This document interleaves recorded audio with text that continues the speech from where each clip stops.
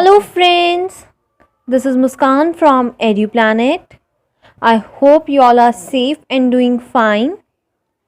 आज इस वीडियो में मैं आपके साथ डिस्कस करूंगी ट्रांसफ़र ऑफ प्रॉपर्टी एक्ट का सेक्शन 54 जो कि डील करता है सेल के कंसेप्ट से. So here goes the video. तो आज हम डिस्कस करेंगे ट्रांसफर ऑफ प्रॉपर्टी एक्ट का सेक्शन 54 जो कि डील करता है सेल के कंसेप्ट से. सेक्शन 54 कहता है कि sale is transfer of ownership for money consideration. जैसे कि हम जानते हैं जब हम किसी को कोई चीज बेचते हैं तो उसके इन रिटर्न हम उससे मनी लेते हैं. फॉर एग्जाम्पल हम इसके लिए एक एग्जाम्पल एक इलस्ट्रेशन ही देख लेते हैं कि जैसे कि एक पर्सन है ए. इसने जो है अपना घर, जो इसकी प्रॉपर्टी थी, जो इसका घर था, वो इसने बी को सेल कर दिया. यानी कि जो ए है उसने जो अपनी प्रॉपर्टी, जो उसका घर है बी, उसकी ऑनरशिप, जो उसका ये घर है, उसने ये ऑनरशिप, इस घर की ऑनरशिप बी को ट्रांसफर कर दी.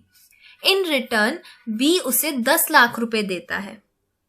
तो अब यहाँ पर क्या हुआ, यहाँ पे ए ने अपना घर सेल किया बी को और इन रिटर्न उससे मनी कंसिडरेशन ले ली जो कि है 10 लाख रुपीस. तो सेक्शन 54 कहता है कि जब ऐसा कॉन्ट्रैक्ट होता है जिसमें एक पर्सन अपना कोई प्रॉपर्टी की ऑनरशिप ट्रांसफर करता है दूसरे पर्सन को और उस ऑनरशिप के रिटर्न में मनी एज अ कंसिडरेशन ले लेता है, तो उस कॉन्ट्रैक्ट को हम सेल कहते हैं. सेक्शन 54 ये कहता है sale as a transfer of ownership in exchange of price paid और प्रॉमिस्ड टू बी पेड. वो कहता है कि जो सेक्शन 54 के अंदर वो कहता है कि जो सेल है, जो ट्रांसफर है ऑनरशिप का, जो प्राइस के बदले हम ट्रांसफर करते हैं ऑनरशिप का, वो पेड भी हो सकता है. मतलब ऐसा भी हो सकता है कि जिस डेट पे हम जो है अपना घर, ए ने अपना घर बी को बेचा, उसी टाइम बी ने उसे पैसे दे दिए. ये पॉसिबिलिटी भी हो सकती है. और ये पॉसिबिलिटी भी हो सकती है कि ए ने अपना घर बी को, ए ने अपने घर की ऑनरशिप बी के नाम कर दी और बी ने कहा कि मैं तुम्हें आने वाले महीने में तुम्हें 10 लाख रुपए दे दूंगा एज अ मनी कंसिडरेशन. ये दोनों पॉसिबिलिटीज सेल में हो सकती हैं. ऐसा ये जरूरी नहीं है कि अगर जिस डेट पे सेल हो रही है, जिस डेट पे ऑनरशिप ट्रांसफर हो रही है, उसी दिन पैसे देने जरूरी नहीं है. ऐसा भी हो सकता है कि पैसे जो है ऑनरशिप लेने से पहले भी दे दिए गए हों. और ये भी हो सकता है कि उस पर्सन जो है प्रॉमिस कर दे कि मैं आने वाली इस डेट में तुम्हें जो है पैसे दे दूंगा. अब ये तो था सेक्शन 54 के अकॉर्डिंग सेल क्या है. अब हम देखते हैं कि सेल के एसेंशियल एलिमेंट्स क्या हैं, कि क्या चीज अगर होंगी, अगर किसी कॉन्ट्रैक्ट के अंदर ये चीजें होंगी तो वो हम उसे एज अ सेल मानेंगे. तो उसमें से सबसे पहली चीज है ट्रांसफर ऑफ ऑनरशिप. जैसे कि हमने सेक्शन 54 की सेल की डेफिनेशन में भी ये देखा कि sale is a transfer of ownership. Sale जो है, अगर हम अपनी घर के एरिया में अगर हम अपनी प्रॉपर्टी की ऑनरशिप ट्रांसफर नहीं करेंगे दूसरे पर्सन को, तब तक हम उसे सेल नहीं कह सकते.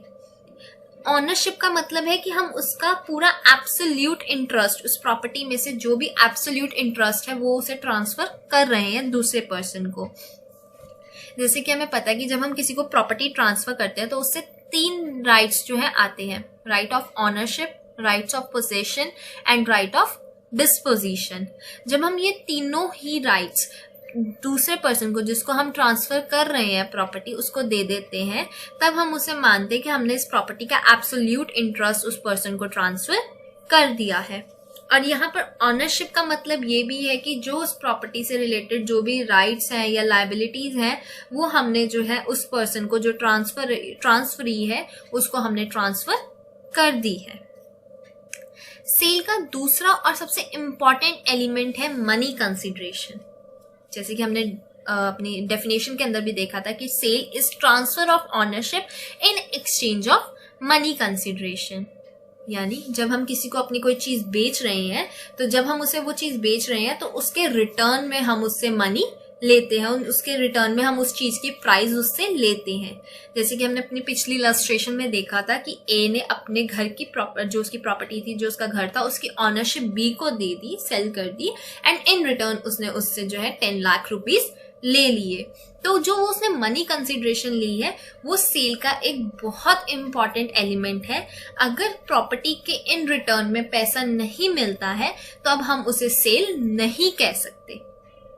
एंड ये बात जरूरी नहीं है कि जो वो मनी मिल रही है वो मनी जो है ऑन स्पॉट ही मिले। वो मनी जो है हमें ट्रांसफर सेल के कॉन्ट्रैक्ट से पहले भी मिल सकती है और इवन ऑनरशिप के सेल होने के बाद भी हमें जो मनी है वो मिल सकती है। इसमें जो जरूरी बात है वो यही है कि जब हम सेल कर रहे हैं तो उसमें जब जो सेल डीड बन रही है उसमें मनी का रेफरेंस होना जरूरी है, उसमें प्राइस का रेफरेंस होना जरूरी है। अगर उसमें मनी का या प्राइस का रेफरेंस नहीं होगा तब तक हम उसे जो है सेल नहीं मानेंगे। नेक्स्ट एलिमेंट और we can say the next essential of sale is the parties. Sale के अंदर दो पार्टीज होती हैं, सेलर एंड परचेजर। सेलर और परचेजर दोनों ही कॉम्पिटेंट होने जरूरी हैं। एंड सेलर और परचेजर को हम वेंडर और वेंडी भी कहते हैं। सेलर को हम कहते हैं वेंडर और परचेजर को हम कहते हैं वेंडी।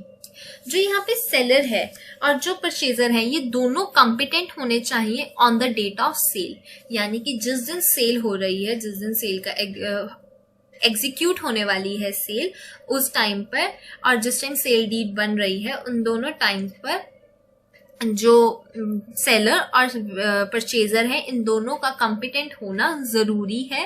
ये यहाँ पे कॉम्पिटेंसी के रूल्स वही हैं जो हमने इंडियन कॉन्ट्रैक्ट एक्ट की कॉम्पिटेंसी में हमने पढ़े थे। दैट इज कि वो साउंड माइंड के होने चाहिए, मेजॉरिटी अटेन करी होनी चाहिए एंड सो ऑन। यहाँ पर जो है कि सेलर के कंसेप्ट में ये चीज जरूरी मतलब कॉम्पिटेंसी तो जरूरी है ही है, बट कॉम्पिटेंसी के साथ साथ सेलर के पास ऑनरशिप का राइट भी होना चाहिए।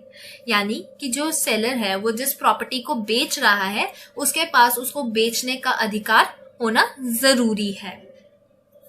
सेकंड चीज आती है परचेजर से रिलेटेड। जो परचेजर है वो भी कॉम्पिटेंट होना चाहिए, साथ के साथ वो किसी भी तरह से डिस्क्वालिफाइड नहीं होना चाहिए अंडर एनी लॉ।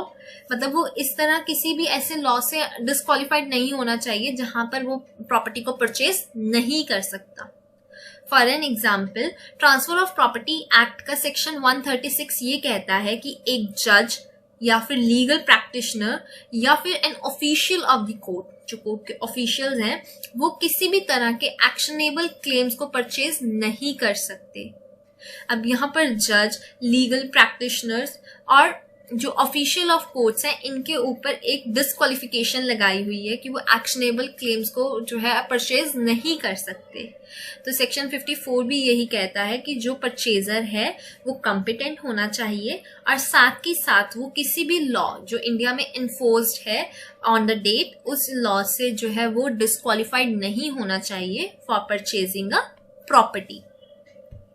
ये थी एलिमेंट्स कुछ सेल के। जो दूसरे एलिमेंट्स हैं उनमें से एक है सब्जेक्ट मैटर। ये भी एक बहुत इम्पॉर्टेंट कंसेप्ट है कि जिस चीज की सेल के बारे में सेक्शन 54 कह रहा है वो कौन सी सेल है। जो ट्रांसफर ऑफ प्रॉपर्टी एक्ट का सेक्शन 54 है वो सिर्फ और सिर्फ इमूवेबल प्रॉपर्टी से ही डील करता है। अब वो इमूवेबल प्रॉपर्टी चाहे टेंजिबल भी हो सकती है, इनटेंजिबल भी हो सकती है, बट जो सेक्शन 54 है जो ट्रांसफर ऑफ प्रॉपर्टी एक्ट है वो सिर्फ और सिर्फ इमूवेबल प्रॉपर्टी से ही डील करता है। जैसे कि हमने पहले भी पढ़ा था कि जो मूवेबल प्रॉपर्टीज होती है उनकी सेल से related sales of goods and act deal करता है और जो ट्रांसफर ऑफ प्रॉपर्टी एक्ट है वो सिर्फ इमूवेबल प्रॉपर्टी की सेल से ही डील करता है। सेल का सबसे लास्ट एलिमेंट है conveyance. Conveyance means mode of transfer. अब जो सेक्शन 52 है उसका सेकंड पार्ट हमें ये कहता है कि यहाँ पे दो तरह के मोड्स हैं प्रॉपर्टी को ट्रांसफर करने के। पहला मोड है डिलीवरी ऑफ पोजेशन। वो कहता है, पहला मोड ये कहता है कि जब प्रॉपर्टी टेंजिबल है, टैंजिबल इमूवेबल प्रॉपर्टी है और उसकी वैल्यू 100 रुपीज से कम की है, तो ऐसी प्रॉपर्टी को, ऐसी टैंजिबल इमूवेबल प्रॉपर्टी को ट्रांसफर करने के लिए जो किसी भी तरह की सेल डीड की या रजिस्ट्री डीड की जरूरत नहीं है, हम उसको पोजेशन में लेकर भी उसकी डिलीवरी को ट्रांसफर मान सकते हैं। मतलब ये जरूरी नहीं है, अगर कोई प्रॉपर्टी जो है टैंजिबल इमूवेबल प्रॉपर्टी है तो इट इज नॉट, और वो 100 रुपीज से उसकी वैल्यू लेस है, तो ये चीज जरूरी नहीं है कि हम उसके लिए भी रजिस्ट्री डीड करवाएं। अगर वो हम उसको अगर पोजेशन में, अगर उसकी पोजेशन ले लेते हैं तो उसको भी हम जो है ट्रांसफर मानेंगे। और सेकंड मोड है हमारा रजिस्ट्रेशन ऑफ सेल डीड।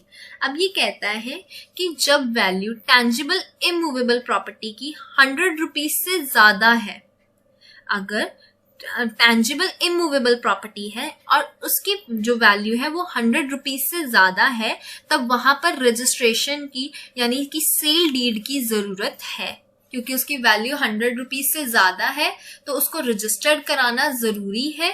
और अगर प्रॉपर्टी इंटैंजिबल है, तो अगर वो इंटैंजिबल है, इमूवेबल प्रॉपर्टी है, तो चाहे वो 100 रुपीज की हो या 100 से कम की हो, ऐसी प्रॉपर्टी को भी रजिस्टर्ड कराना जरूरी है। तो इसमें छोटी सी बात देखने की ये है कि कन्वेंस के अंदर बेसिकली वो ये कहता है कि अगर प्रॉपर्टी इनटैंजिबल है, टैंजिबल है और वो 100 रुपीज से कम की उसकी वैल्यू है, तो उसके खाली हम पोजेशन से ही हम उसका ट्रांसफर मान लेंगे। यानी कि अगर मैंने कोई टैंजिबल चीज खरीदी है और उसकी वैल्यू 100 रुपए से कम की है, तो अगर मैं उसको अपने पास रख लेती हूँ, उसको मैं खाली अपने पोजेशन में ले लेती हूँ, तो वो जो है वैलिड सेल मानी जाएगी। लेकिन अगर प्रॉपर्टी टैंजिबल प्रॉपर्टी है, इमूवेबल प्रॉपर्टी है और उसकी वैल्यू 100 रुपीज से ज्यादा की है, तो उसके लिए उसकी रजिस्ट्रेशन करवानी जरूरी है, उसकी रजिस्ट्रेशन डीड करवानी, उसको सेल डीड बनवानी उसके लिए जरूरी है। और अगर प्रॉपर्टी इनटैंजिबल है, इनटैंजिबल इमूवेबल प्रॉपर्टी है, तो जो मर्जी उसकी वैल्यू हो, चाहे वो 100 रुपीज से ज्यादा हो या 100 रुपीज से कम हो, उसकी रजिस्ट्रेशन करवानी जरूरी है, उसकी रजिस्ट्री करवानी जरूरी है, उसकी एक प्रॉपर सेल डीड बनवानी जरूरी है। तो ये था हमारा छोटा सा कंसेप्ट सेल से रिलेटेड। ये एक बेसिक इंट्रोडक्शन थी कि सेल क्या होता है। Sale section 54 of transfer of property act define करता है कि सेल क्या है, उसके एसेंशियल एलिमेंट्स क्या है। अब हमारी आने वाली नेक्स्ट वीडियो में हम करेंगे rights and liabilities of seller and purchaser, और you can say vendor and vendee. So I hope आपको ये वीडियो जरूर पसंद आए। If you have any kind of doubt और query, you can comment us in our comment section, and don't forget to subscribe our channel for getting more new updates. Thank you.